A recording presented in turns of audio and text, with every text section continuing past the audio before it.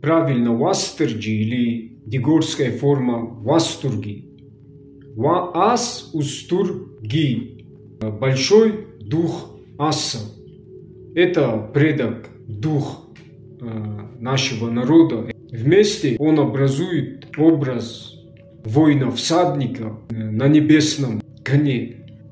Это наше информационное поле общее или эгрегор, основа которой наша идеология. Народ сам и есть этот дух единый, образ, которого есть голова, руки и ноги. То есть по идеологии или общественному родовому строю по Нартиаде это 3 нартовских рода: Алагата, Асата, Сартаката, Бората, на основе которого сформирован наше знамя, наш флаг осетинский.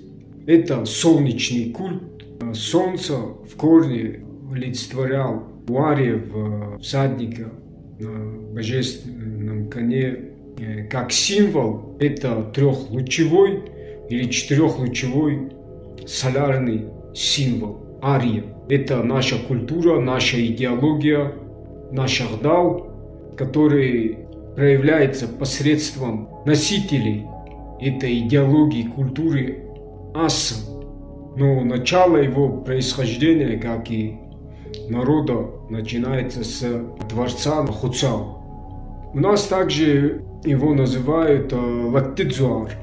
Многие знают историю, когда одна старая женщина видела всадника на коне. Не знаю, как это связано именно с этим образом, так как все смешалось, в том числе и с христианским образом, святым Георгием Победоносцем, хотя и победоносец никакого отношения к нему не имеет.